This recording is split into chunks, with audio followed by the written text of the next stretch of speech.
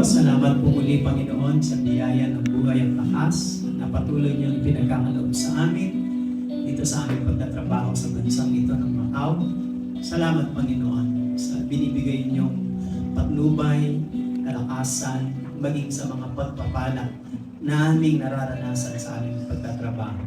Tunay nga po na napakabuti ninyo na sa kabila po ng aming pananampalataya at paglilingkod na nararanasan namin ang mga persecution, napakatapat po ng inyong mga salita na hindi nyo kami iiwan at pababayaan. Kaya minsan pa po, sa gabing ito, manguna kayo at samahan nyo po kami. Sa tulong at patnubay ng iyong Espiritong Banal, turuan nyo po kami, Panginoon, upang maunawaan po namin ang kalooban ninyo sa inyong mga salita para sa amin. At ang mga salita po na ito ay patuloy na magministeryo sa aming puso, upang lalo pa po kaming mapalapit sa inyo, maging matatag at makayanan po namin ang lahat ng mga challenges, lahat ng mga trials o testing na humahamon sa aming pananampalataya. At aming pinangahawakan ng mga salita po ninyo, na sa inyong mga salita, Panginoon, ay nandoon ang aming katugunan, ang aming biyaya at pagpapala na siyang kailangan namin upang kami ay makapagpatuloy. At inaangkin po namin sa inyong mga salita rin, Panginoon, nandoon po ang blessing sa lahat ng aming pangangailangan materially, physically, and spiritually. Kaya sa inyo, Panginoon, binabalik namin ang lahat ng ito ng may pagpupuri pasasalamat sa matamis na pangalan ng aming Panginoong Hesus, sa ngalan ng Ama, ng Anak at ng Espiritu Santo. Amen. Amen. Palakpakan natin ang Panginoon. Okay, bago tayo magsimpo, let us read once again the Gospel according to St. Matthew or Mateo chapter 5. Beginning from verse 1 hanggang sa verse 12. Let us read together. Now, when Jesus saw the crowds, he went up on a mountainside and sat down. His disciples came to him, and he began to teach them. He said, "Blessed are the poor in spirit, for theirs is the kingdom of heaven. Blessed are those who mourn, for they will be comforted. Blessed are the meek, for they will inherit the earth. Blessed are those who hunger and thirst for righteousness, for they will be filled. Blessed are the merciful, for they will be shown mercy. Blessed are the pure in heart, for they will see God. Blessed are the peacemakers, for they will be called children of God. Blessed are those who are persecuted because of righteousness, for theirs is the kingdom of heaven. Blessed are you when people insult you, persecute you, and falsely say all kinds of evil against you because of me. Rejoice and be glad, because great is your reward in heaven. For in the same way they persecuted the prophets who were before you." Ating purihin muli at pasalamatan ang Panginoon sa kanyang mabuting galing. Thank you, Lord. You may be seated. Pwede na po tayong magsiupo. Let us enjoy this salo-salo natin sa salita ng Panginoon. Okay po, o kung kayo po ay nakakapagpatuloy sa series po na ito ng The Blessed according to the Bible, according to the Word of Jesus. The true characters of a Christian na tunay at totoong pamantayan ng blessedness sa mata, sa paningin ng Diyos. Okay, konting review tayo mga kapatid. April 16 tayo nagsimula. Yun po ang ating tinapik is the blessedness of the poor in spirit. April 16 yan, that was Tuesday. Tapos, munda ng April 19 ay Friday po yan. Pangalawang topic natin dito sa series ng Beatitude or the true Christian character. The followers of Jesus is God's blessing to those who mourn. Pagpapala ng Diyos sa mga nagdadalamhati. April 23 is another Tuesday, God's blessing to the meek. Pagpapala ng Diyos sa mga magpakumbaba. And another April 26, Friday, God's blessing to those who hunger and thirst for righteousness. Tapos, ito pong April 30, yung the blessedness of the pure heart. Ang pagpapala sa may mga madalisay o may malinis na puso. Then, May 3, last week po ito, May 3, blessedness of pure, ba't na doble? Isa lang po yun. Blessed are the peacemaker, yung May 7. At ngayon po ay May 10. 10 po ngayon, di ba? Tama? Sa wakas tumama rin ako. May 10, the blessing for the persecuted. Palakpakan muna natin ang Panginoon. Babalik ito. Walo ito sila lahat. Walong true characters of followers of Jesus. It refers to the beatitude or beatitude. Ibig sabihin po noon is katangian ng tunay na mga tagasunod ng Panginoon. Yung pong walo po na iyan. At nandito po tayo sa last day po ng ating pong series ng Beatitudes. Okay, ang ating pag-aaralan naman natin ngayon, the blessing for the persecuted. Mga kapatid, whether we like it or not, there is a conflict between us and the world. Sa gustuhin man ninyo sa hindi, gustuhin man natin sa hindi, ang ating katayuan sa mundong ito ay laging may conflict.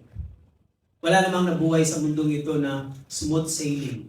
Laging may conflict. Kung mapagtagumpayan man nila ang mga conflict ng kanilang buhay, at the end, nagkakaroon ngayon ng smooth sailing. Doon na nagiging makinis ang takbo ng buhay. Pero bago maging kuminis po yun, ay mayroon siyang pagdaraanan ng mga rough waters, mga lubak-lubak or mga masalimuot. Ika nga, ang success, bago mo makamtan, may pagdadaanan ka rin ng mga hirap. Hindi ka pwedeng makarating sa peak without the valley. Hindi ka pwedeng makarating sa taas, sa tuktok, kung wala yung paanan, yun doon sa baba. Yun ang ibig sabihin nun. You cannot have a blessing without bleeding. You cannot have a crown if you don't have thorns. Kung gusto mo ng corona, tinik muna. Di ba? Pag natinik ka na, kasunod ka nun. Corona nun. So, kaya talaga ang buhay kasama. Merong magkaibigan, palagi ko nakwento ko na ito sa inyo, merong dalawang magkaibigan, mula sa pagkabata, magkasama na sila, magkababata sila, lumaki, nakapag-aral, hanggang sa nakatapos sila at naghiwalay sila dahil sa pagtatrabaho. Napunta sa abroad yung isa, nanatili sa bansa naman ang isa, sa kanilang bansa. Mahabang taon, lumipas, yung isa na naiwan sa sarili nilang bansa, ay siya po ay nakakilala sa Panginoon. Na-convert po siya at nagkaroon siya ng new life. Sa excitement, dahil nang umuwi ang kanyang kababata at matalik na kaibigan at silang ay nagkita. Sa kanilang pagkikita ay sinariwa nila yung mga alaala nila nung sila'y bata pa at sila po ay namasyal at kumain hanggang sa sila po ay naghanap ng maiinuman na dati nilang ginagawa bago po sila nagkahiwalay para magtrabaho. Nagulat po yung kanyang kaibigan na galing sa abroad. Sabi niya, nagtataka ako sa iyo. Hindi ka naman ganyan dati. Dati lahat ng ginagawa natin okay na okay sa iyo. Pero bakit ngayon parang iba ka na, parang hindi mo na ginagawa. Oh, sabi niya, naninibago yung kanyang kaibigan na galing sa abroad na matagal silang hindi nakikita. Sabi niya, ang laki na ng pagbabago mo. Hindi ka na katulad ng dati. Ibang-iba ka na. Sabi niya. Sumagot yung kaibigan. Sabi ng kaibigan, sabi niya, isang letra lang naman ang pinagbago ko at pinagkaiba natin. Ano yun? Sabi ng kaibigang sumagot na nakilala sa Panginoon, sabi niya, you love the Word, but I love the Word.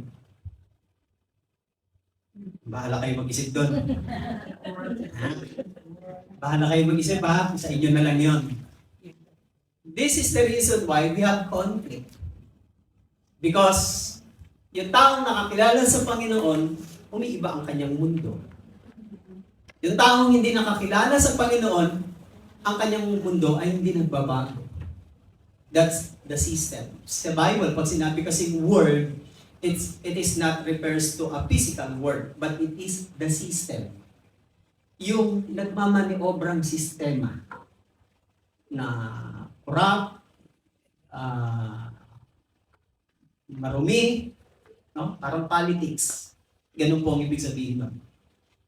Now, sabi ng John 17 verse 14, I have given them your word. Ibinigay po, Ama, sa kanila ang inyong mga salita. Si Jesus po ang nagsasabi.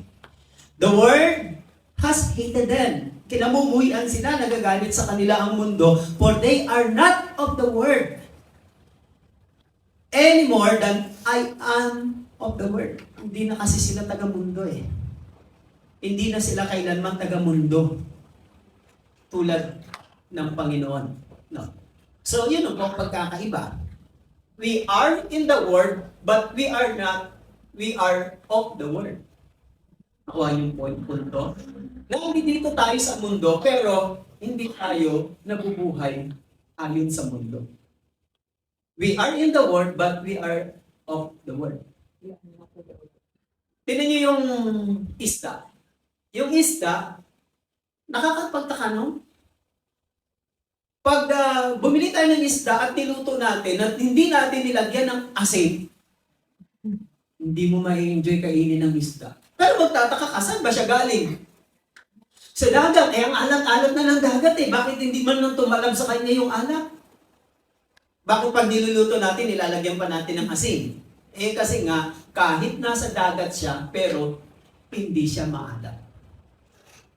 Ang Kristiyano, parang gano'n ang ibig sabihin ng kalagayan natin na sinasabi ng Panginoon. They are in the Word, that's why the Word has hated them. For they are not of the Word. I have given them your Word, so that's why the Word hated them. For they are not of the Word. Ang word na persecute, nang tinignan ko sa salitang Griego, is de diomnenoi. Hindi tayo pamilyar sa mga Greek, ha? Kinukuha ko lang kasi siya yung original translation ng New Testament at sinalin sa English. Mayroon kasing mas magandang meaning. Ang ibig sabihin po ng dediomnenoi literally means to pursue. Inahabol. Hinahabol siya. Parang ganon ang ibig sabihin. Or to drive or chase away. Yung ikaw ay tinataboy. Ipinagtatabuyan ka. Tinataboy ka o hinahabol ka, pinagtatabuyan ka.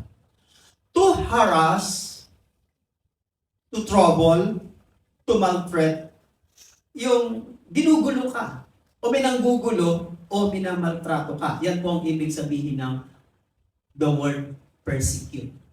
So ibig sabihin yan, bakit po? Because we are different from the world and we have different attitudes. Tingnan nyo lang sa bahay. Obserbahan ninyo. Kapag ang isa ay tumanggap sa Panginoon at nagkaroon na siya ng pananampalataya, akala niya, mauunawaan siya ng mga asawa, anak, mga kapatid, kamag-anak, hindi. Sila ang unang maiinis at magagalit. Bakit? Umiiba kasi ang attitude eh.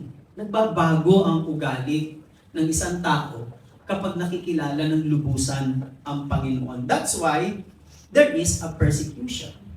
Iba kasi yung persecution nang wala ka sa Panginoon sa persecution na nasa Panginoon ka na. Magkaiba na po yun, mga kapatid.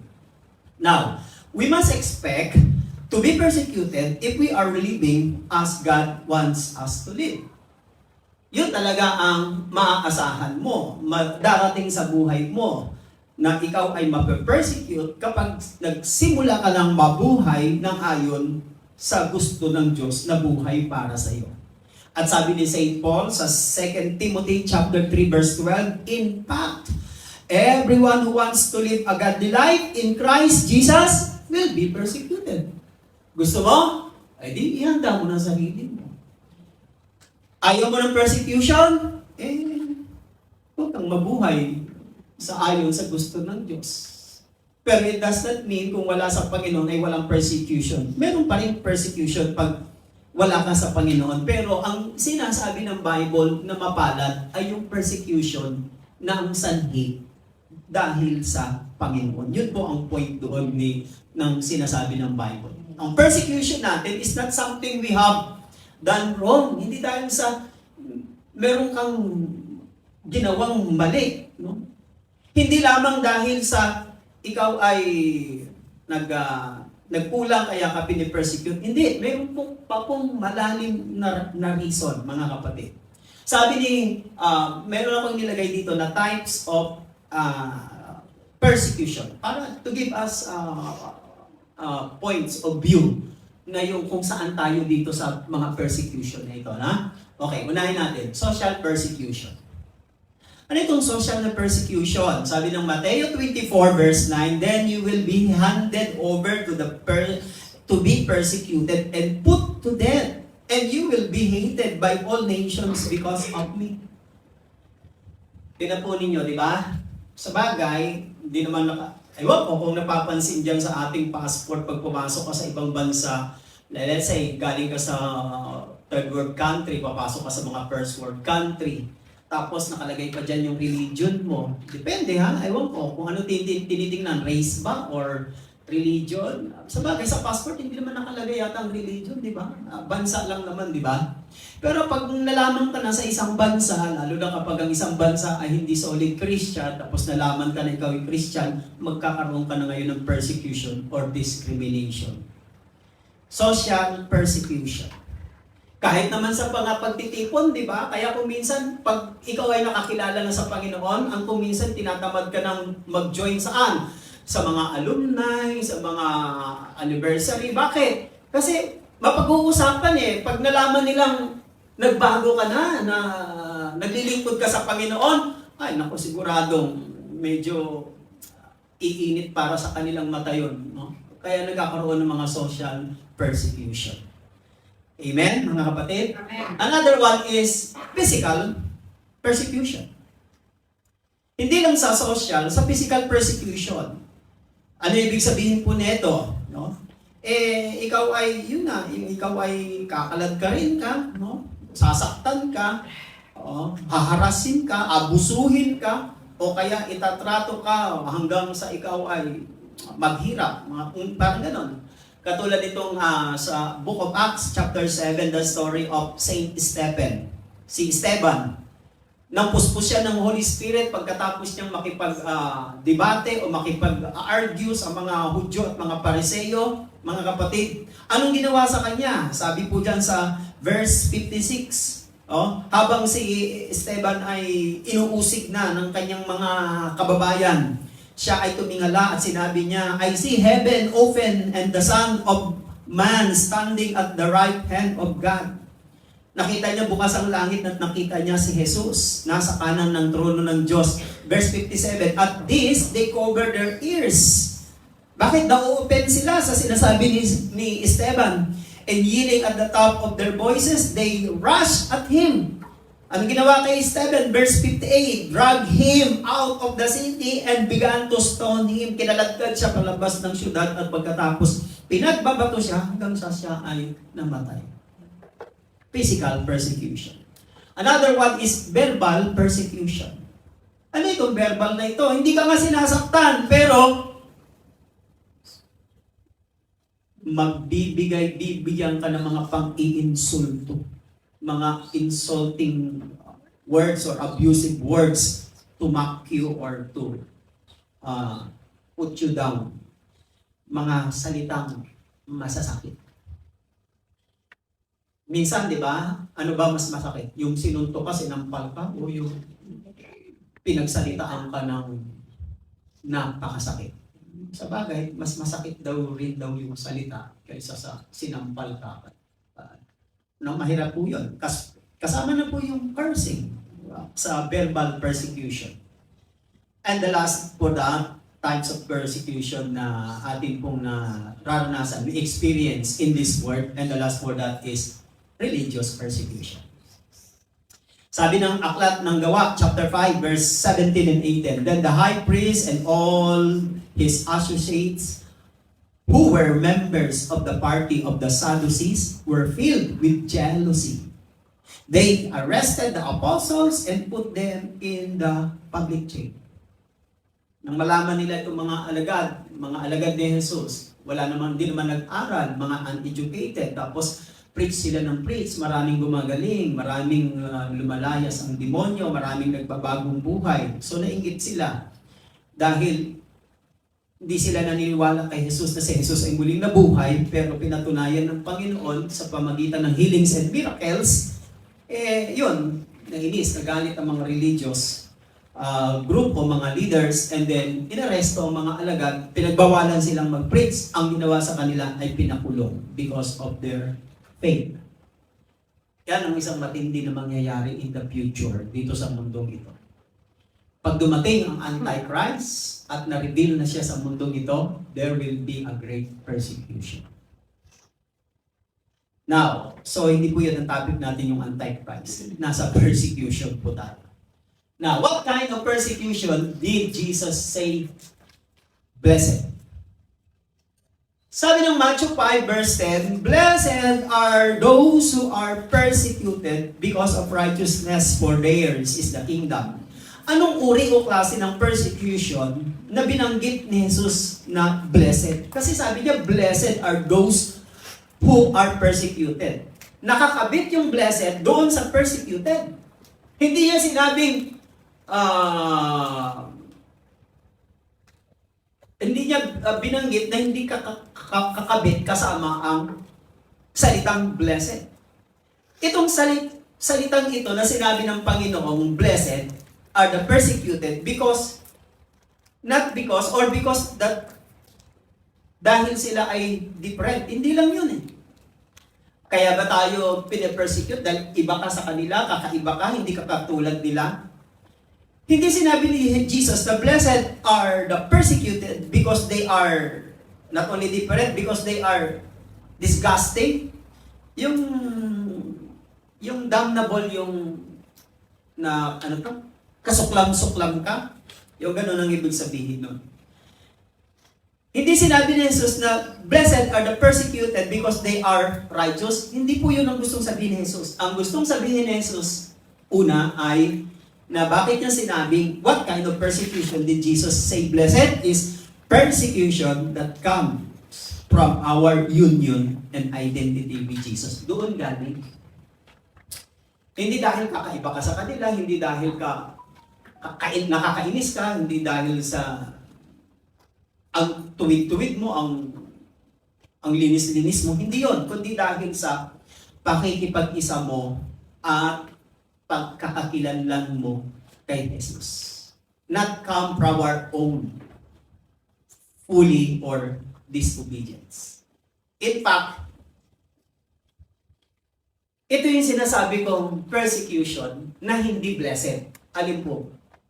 Yung persecution na hindi blessed, kapag naagawa ka ng kahangalan, kahiyaan, o scandals, or nakagawa ka ng something not pleasing to the Lord, magkakaroon ka talaga ng persecution. Magkakaroon ka ng sufferings, ng trials. Di ba? Yung trials o sufferings na yon na pinipersecute ka, marami nang nagpe-persecute sa'yo dahil mayroon kang ginawang mali, kasalanan, kalokohan, o katangahan. Dapat ka na talagang i-persecute. Dapat ka talagang magsasuffer ka. Pero kung yung nagsasuffer ka, hindi dahil sa tanga ka, may skandal ka, may matigas ang ulo mo, or mayabang ka, or marami kang nagawang kasalanan, kaya ka nagsasuffer, hindi yun yung blessed. Yung blessed is, nagsasuffer ka dahil sumusunod ka kay Jesus. Amen. Yun ang blessed. Nakuha niyo yung point ko? Amen.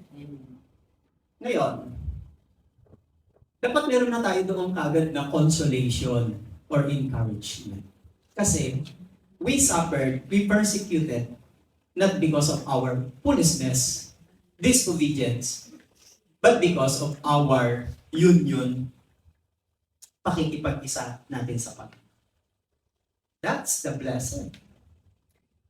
Diba? Yung iba, para maging blessed lang, sa standard sa paningin ng tao, kailangan nilang mayaman, tapos pag-aaral, may bahay, may kotse, may lupa, pinagpala siya, nakakaingit. Mga kapatid, hindi ganun ang description ng sinasabi ni Jesus. Ang sinasabi ni Jesus, yung blessed daw, yung mga persecuted because of their union.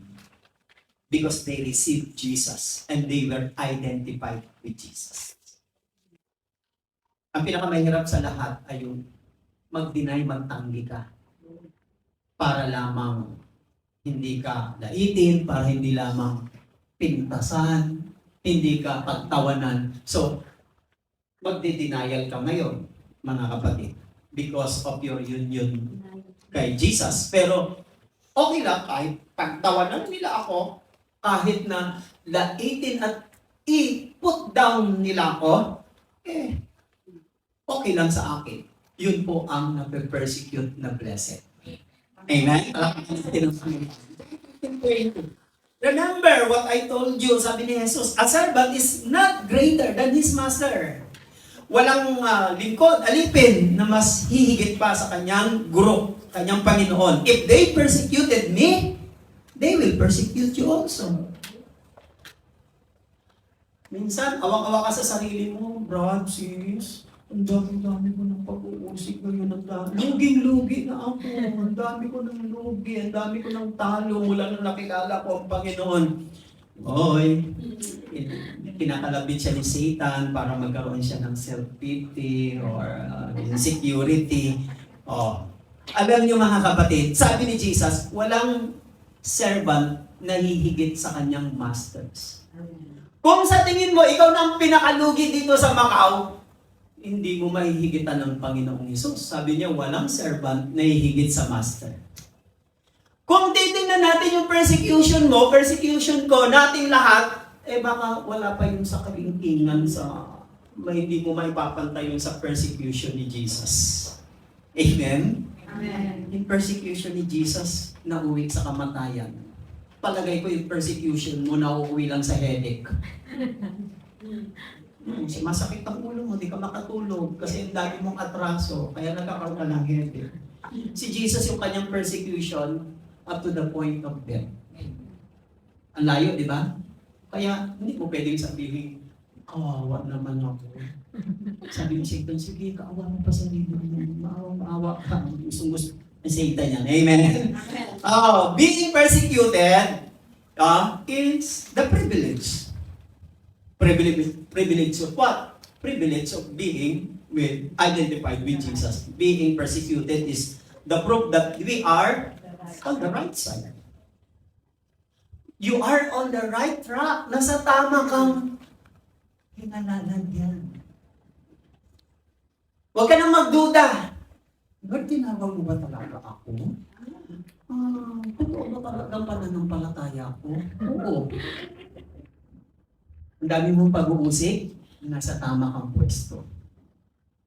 Kung wala kang sufferings and persecution, magtaka ka na, baka mali ang tinutungtungan mo. Amen po. Buhay pa ba kayo dyan? Amen. Tama. Kaya huwag mo nang guluhin sarili mo. Saan ka mamimili? Pine-persecute ka, nagsasuffer ka because of persecuted ka, na nasa tama ka, o pine-persecute ka, nagsasuffer ka, naghihirap ka dahil wala ka sa tama. Wala na kayong amen, bahala na kayo. That you are authentic. Remember, hindi lahat ng nagsisimba at pumapasok sa loob ng simbahan at nagdarasal, lumuluhod at nagnonobena ay authentic. Bakit? Danas ko po yan. Palagay ko danas nyo rin. Minsan yung inaasahan natin nang nasa loob ng simbahan na mga alam nating naglilingkod, akala natin blessing sila sa atin. Hindi. Mabubuisit sa'yo dahil mong ingay-ingay mo, ang sigla-sigla mo, ang saya-saya mo, active ka, pinagpapala ka, pag naririnig nilang nagsishare ka, kaya ang demonyo galit na galit sa kanila. Amen po? Amen. Sad to say, but this is reality. You are authentic. Saan ka dapat makakuha ng kalakasan, ng support, ng magpupush sa'yo, magdadrive sa'yo para ikaw ay lalong mapalapit sa Panginoon? Sana yung mga nandoon sa loob ng simbahan. Pero kung sino yung nasa loob ng simbahan, yun ang magpapalaya sa'yo. Mapalad ang mga pinapalayas. Amen? Mapalad. Diba? Bakit? Authentic ka, totoo ka. Ang demonyo, hindi niya palalayasin yung mga kapwa niya demonyo o yung mga hindi totoo. Ang palalayasin niya yung totoo. Bakit? Kapag nakakita ka ng isang taong totoo at meron kang ginagawang mali o kasalanan, nasasalanin mo yung kasalanan mo sa taong mga totoo. Kaya nai-irritate ka. And the tendency ay sipain mo at palayasin mo yung salamin mo. Ganun ang ibig sabihin nun, mga kapatid. Napakasakit po. But that is reality. And we have to accept that. Amen? Purihin natin ang Panginoon. Let's speak chapter 4, verse 14 and 15. If you are insulted for the name of Christ, kapag kayo iniinsulto dahil kay Kristo, you are blessed because the Spirit of glory and of God rests upon you. Ang authenticity ng isang Kristiyano, kapag ang Espiritu ng Diyos nananahan sa Kanya, kapag tayo po ay iniinsulto, tinuturing tayong mapala dahil yung Espiritu ng Diyos nananahan sa atin. Amen. Kaya mapalad yung mga taong may persecution kasi ang Holy Spirit sumasa kanila. Amen. The seal of the Holy Spirit proves the authenticity of our faith. Amen. Magtaka ka ngayon, ba't di ka inuusig? Yan dapat ang pagtakahan ng isang Kristiyano. Ba't kayo walang umusig sa akin? Lahat nakangiti, nakarahid. Lahat nakaayon, lahat walang pumipintas, walang nagre-review, walang nagko-correct. Yun dapat ang pagtakahan. Bakit? Ang pinakamabilis at pinakamagaling at pinakamahusay magpa-komportable at magpa-complacent, magpakampante ay ang diablo. Iko-complacent ka niya, ikakampante ka niya para hindi ka maging effective at dedicated and devoted.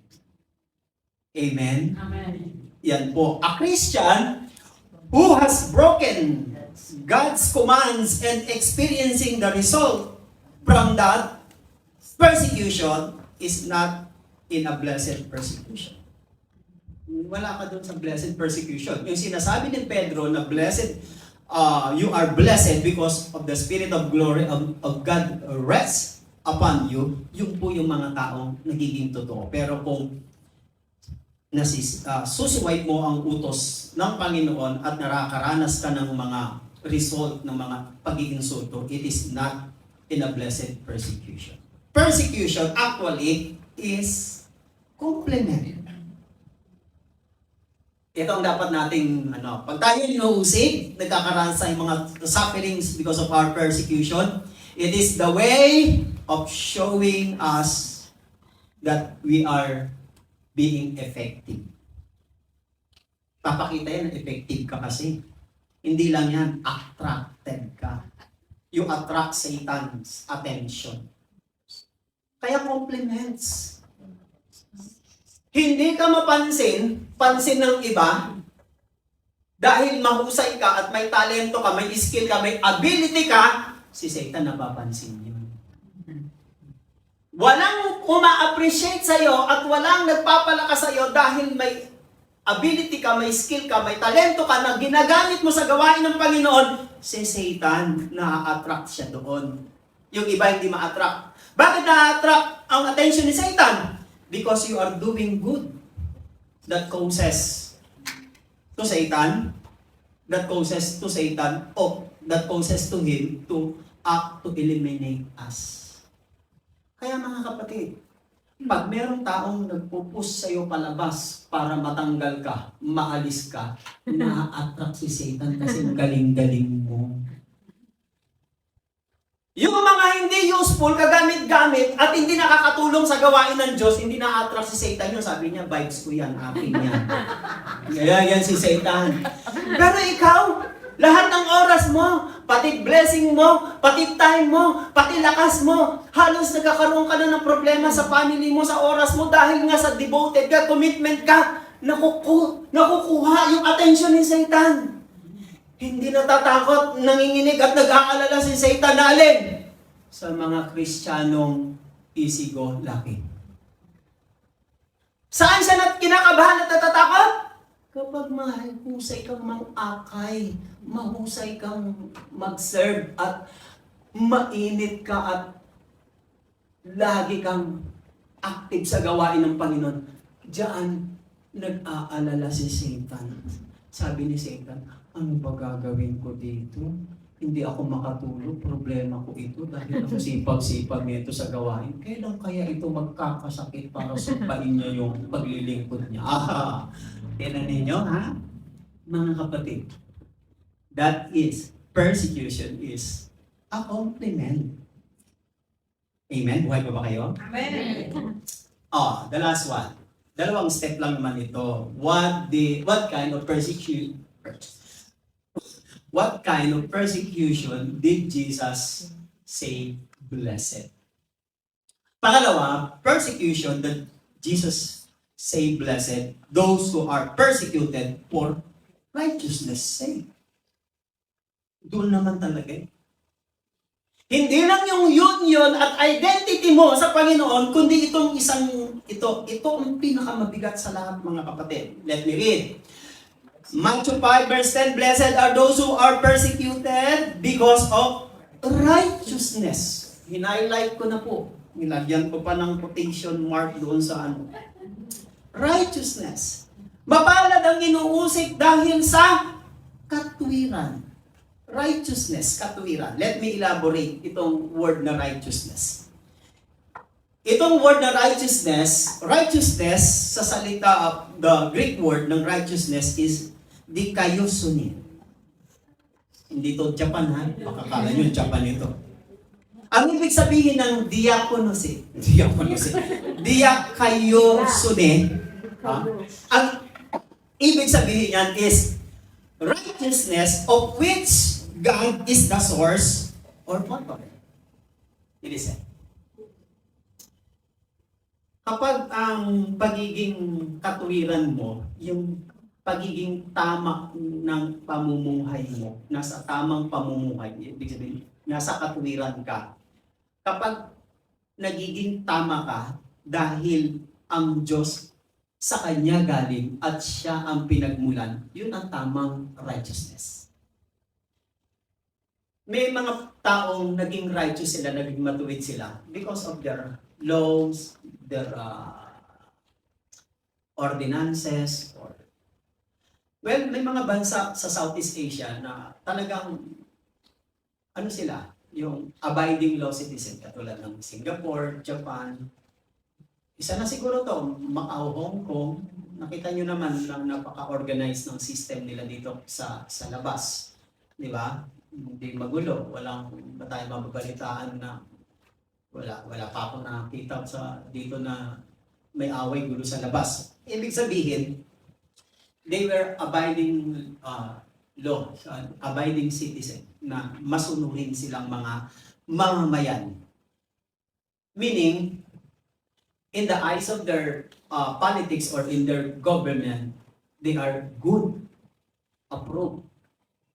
Hindi katulad sa bansa natin, maraming matitigas ang ulo, kaya hirap tayong umasenso at umunlad kasi maraming matitigas ang ulo. So, anong ibig sabihin yan ng pagiging righteous? Si St. Paul ay naging righteous siya sa pagsunod sa kanilang kautusan. At kahit na masunurin siya sa kautusan, pero ang layo-layo naman ang ginagawa niya sa kalooban ng Panginoon. So, nang makilala ni St. Paul si Jesus, nagbago ang buhay niya. Sabi niya, inari kong kalugihan ang lahat ng aking mga natutunan, ang pagiging pariseyo ko, pagiging reliyoso ko, pinag-aralan ko, ang lahat ng yon ay walang saysay, walang halaga. Makilala ko lang si Jesus. At si Jesus ang naging kanyang katuwiran. Listen. Iba yung naging tama ka, totoo ka, dahil ang Diyos ang gumawa noon. Kasi kung righteous ka, matuwid ka, maayos ka, good citizen ka, lalaki ulo mo nun, magmamalaki ka. Pero kung naging good ka, naging approved ka, dahil sa Diyos, hindi ka na ngayon makapagmalaki. Bakit? Kasi ang Diyos ang dahilan eh, siya ang source eh, hindi ikaw eh. Amen. And that is the righteousness of God. Amen. Now, pag sinabing righteousness, it includes the idea of both moral rightness and also of justice. Yan, hindi mo pwede paghiwalayin yan. Moral rightness, ibig sabihin yan, tamang katuwiran. Nabubuhay ka sa mundong ito. Ang tanong, nasa katuwiran ka ba? Patas ka ba? Totoo ka ba? O nang-aapa ka, nang lalamang ka? O nang i-exploit ka, nang gagamit ka ng ibang tao, nang loloko ka? O nang i-scam ka? Hindi yan righteous. Hindi yan right living. Pag sinabing righteous, right living. Siyempre, kapag righteous ka, meron kang justice. Hindi naman pwedeng righteous ka, na tama ang pamumuhay mo, tapos wala ka namang justice. You cannot separate right living and justice. Hindi mo pwedeng paghiwalayin yan. Otherwise, hindi magiging kompleto. Righteousness is someone who conforms to the moral law. Yun ang ibig po sabihin niyan. Now, ang ibig sabihin ng this blessing na sinasabi ni Jesus is not for all who are persecuted. Hindi naman lahat doon sa... Yung blessing na sinasabi ni Jesus, mapalad ang mga pinag-uusig. Hindi ibig sabihin ni Jesus na mapalad ang pinag-uusig. Yung lahat na nang inuusig. Hindi po yun. Meron po yung... Si Jesus ay mayroong gustong tukuyin doon. Jesus make it clear that the persecution is referring to is for a specific type of persecution. Persecution ay natatanging pag-uusig lamang doon sa mga nasa righteousness. Hindi lahat. Hindi nangangahulugan. Kasi, hindi lang Kristiyano ang nape-persecute eh. Kahit hindi ka Kristiyano, mape-persecute ka pa rin. Hindi ganun ang tinutukoy ni Jesus. Ang tinutukoy niya, ang nire-refer niya dito, is for a specific type of persecution. And that persecution comes from the hatred of your belief in your faith, your relationship with Jesus. Persecuted because you are doing the right thing. Kaya ka na-persecute, yung sinasabi ni Jesus na specific type of persecution is the persecution because you are doing the right thing. Pag gumagawa ka na ng tama at inuusig ka, yun ang gustong sabihin ni Jesus. Inuusig ka dahil nasa katuwiran ka. Sabi ng 1 Peter 3:13-14, who is going to harm you? Sinong mamiminsala? Sino mananakit sa inyo? If you are eager to do good. Verse 14, but even if you should suffer for what is right, kahit na kayo ay magdusa dahil sa paggawa ng mabuti, mapalad pa rin kayo, you are blessed. Ano sabi ni Jesus? Mapalad kayo pag nagdurusa kayo, you are blessed dahil gumagawa kayo ng mabuti. Saan kayo pwesto lalagay? Ano ba mas maganda sa dalawa? Inuusig ka, pinipersecute ka, ginagawa ka ng masama at pinahihirapan ka dahil tama at magandang ginagawa mo. O kinulong ka dahil masama at pangit ang ginagawa mo? Multiple choice yun. Anong tatanggapin ninyo? Halimbawa, nakita niyo yung isang kapatiran natin. Papaawa siya. Nagsasuffer siya. Bakit siya nagsuffer? Kasi ang ganda ng ginawa niya eh. Mabuti ginawa niya. Yan tuloy naghihirap siya. Eh yung isa, bakit? Anong nangyari doon? Bakit kinulong yun? Eh, hindi ka ba naman ikukulong eh? Ang dami kong sinirang buhay. Ang tangin, di ba? Bakit nakulong? Ba't naghihirap? Ang daming ginawang kalokohan, ang daming sinirang buhay. Bakit ka naghihirap? Eh, paano kasi? Ang bait-bait eh. Sa sobrang kabaitan lahat, pinautang yun, siya na ngayon ang naghihirap. Kawawa naman, ang bait-bait kaya pala naghihirap. Relate na relate na. See what I mean? Yan ang gustong sabihin ni Peter. Amen, mga kapatid? Persecution of believers comes from hatred of God and His Word. Now, the persecution is evidence that you are part of God's kingdom. Hallelujah. You listen. Naalala ko tong verse na ito. But seek ye first the kingdom of God. Sige. Hinanap mo ang Panginoon, tinanggap mo siya, at inari kanyang anak, at ibinilang ka na niya sa kanyang kaharian. O di praise the Lord, nasa kingdom ka na. Pero, hindi lamang nahanapin mo ang Diyos na pagharian ka niya, ang gusto pa ng Diyos, mabuhay ka sa kanyang katwiran. Hindi naman pwedeng pumasok ka sa kanyang kaharian, naging anak ka niya, tapos ayaw mo naman sumunod sa kanyang rules and guidelines. Hindi pwede yun. Mas maganda pang huwag ka nang mag-El Shaddai kung hindi ka lang susunod sa kanyang rules and guidelines, sa kanyang righteousness. Amen. Ang ibig sabihin niyan, persecution is evidence that you are part of God's kingdom. That's the test. Sabi mo, nasa Panginoon ka, o sige, susukatin ka natin. Susukatin ka ni Lord. Susukatin ka niya, kung nasa Kanya ka, darating ang mga persecution sa buhay mo, diyan mag-itetest kung ikaw nga ay sumusunod sa Kanyang salita at kalooban. Hindi pwedeng nag-El Shaddai ka, nasa Panginoon ka, tapos ang layo-layo naman ng righteousness niya. You have to match up. Let the inside matching the outside. Amen. Hindi pwedeng, kailangan lapat. Pag pinagtapat ninyo ang dalawa niyong palad na nakabuka ang mga daliri, ang tawag yan ang match. Ibig sabihin yan, ito ang righteousness ng Diyos. Ito ka, kailangan mag-match kayong dalawa. Hindi pwedeng nakaganon. Pag ganyan, you are not living in righteousness. Nasa Kanya ka, pero hindi ka nakalapat. Pag gumanyan, ibig sabihin, lapat na lapat ka. Saktong-sakto ka sa Kanya. Swak na swak ka sa Kanya. May promise dyan eh. Sabi dyan, and all your needs up. And all these things shall be added unto you. Amen. Righteousness is in the believer provokes the persecution. Pag nabubuhay ka ng tama bilang isang Kristiyano, napoprovoke ang the persecution, mga kapatid. Tingnan ninyo. Itong Proverbs, hinanap ko to kanina. Sabi ng New King James Version, an unjust man is an abomination to the righteous. Ang tao daw na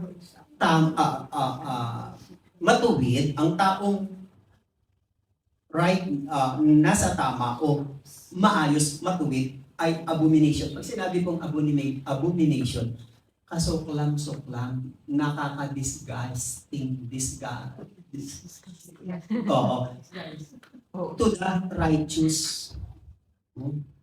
Yung unjust man, yung taong, mali pala ko, yung taong hindi matuwid, unjust eh. Ang taong hindi matuwid ay kasuklam-suklam sa mga taong matuwid. Tama. Di ba tayo? Pag tama na, nasa right living ka na, that's righteousness, right living. Naiinis ka pag may mga kasama kang hindi umaayos. Hindi wala sa lugar. Kaya minsan hindi niyo maintindihan ito.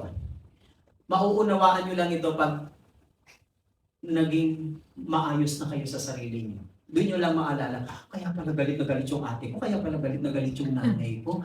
Ngayon nauunawaan ko na sila. Bakit? Kasi nagbago ka na eh. Pag nagbabago ang isang tao, gusto niya makita yung nasa gilid niya, sa paligid niya, gusto niya, okay, walang gusot, maayos, nasa tama. Pag nakakita siya ng something displeasing sa kanya, naiinis na siya. Ganun din yun eh. Yung mga taong hindi maayos ay nagiging kainis-inis sa mga maayos na tao. Balik rin natin ang Proverbs 29:27. And he who is upright, yun daw sila na mga maayos at matutuwid, matitino, in the way is an abomination. Sila naman daw ang nakakainis sa mga masasama. Vice versa lang. Pag marami kang kalokohan at kasamaan ginagawa, inis na inis ka pag may katabi kang matino. Bakit? Para kang napapasok. Ang gusto mong katabi, mga chismosa rin, yung mga inggitera, yung mga palaawa, yun din ang makakaano ka kasi dyan eh. Pero kapag may katabi ka ng totoo, tama, totoo ang pananampalataya, tapat, hindi ka na mapakali. Para ka na umuusok na. Iiwas ka na niya. We are blessed because of our obedience. Yung pagsunod natin sa Panginoon. The reason why the unbelievers hates the believer is because he stand by the word of God, which is the unbeliever is trying to prevent. Amen? Okay. And the last one, the blessing of persecution. Ang blessing sa persecution, ito ang blessing ng Panginoon. Ang blessing niya ng Panginoon sa atin pag tayo po ay nagkakaroon ng persecution, Matthew 5:11-12, Blessed are you when people insult you, persecute you, and falsely say all kinds of evil against you because of me. Rejoice and be glad. Because great is your reward in heaven. Ano daw? Meron kang great reward.